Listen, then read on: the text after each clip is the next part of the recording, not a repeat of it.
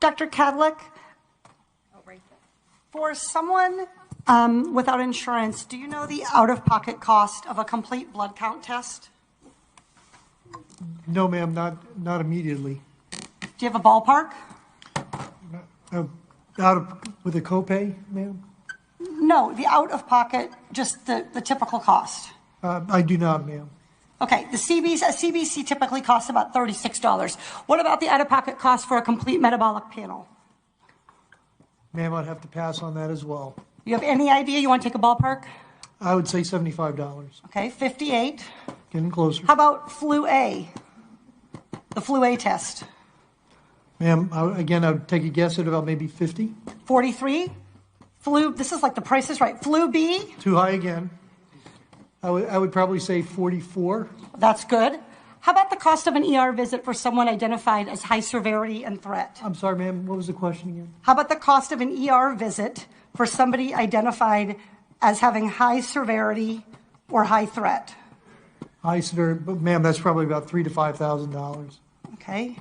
That is $1,151. This all totals up to $1,331. That's assuming they aren't kept in isolation.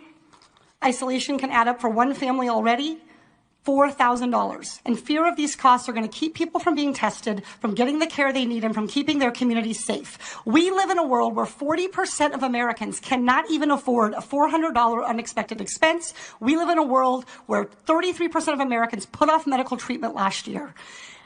And we have a $1,331 expense, conservatively, just for testing for the coronavirus.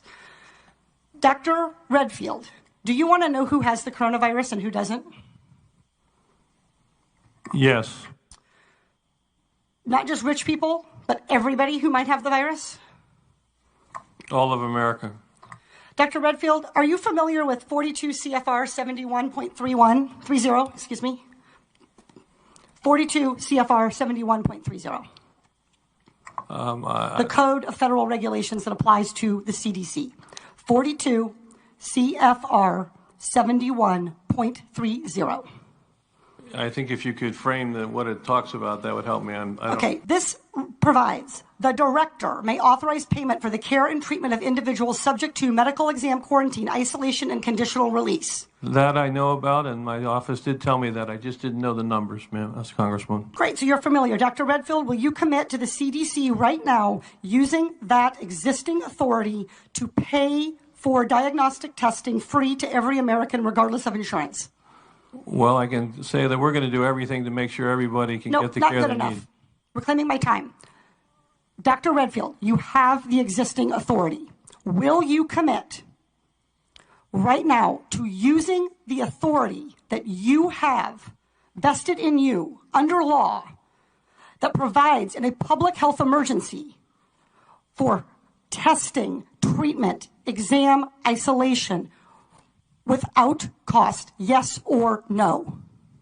What I'm going to say is I'm going to review it in detail with CDC and the department. Reclaiming my time. Dr. Redfield, respectfully, I wrote you this letter along with my colleagues, Rosa DeLaura and Lauren Underwood, Congressman Underwood and Congressman DeLaura. We wrote you this letter 1 week ago. We quoted that existing authority to you, and we laid out this problem. We asked for a response yesterday. The deadline and the time for delay has passed. Will you commit to invoking your existing authority under 42 CFR 71.30 to provide for coronavirus testing for every American regardless of insurance coverage? What I was trying to say is that CDC is working with HHS now to see how we operationalize that. Dr. Redfield,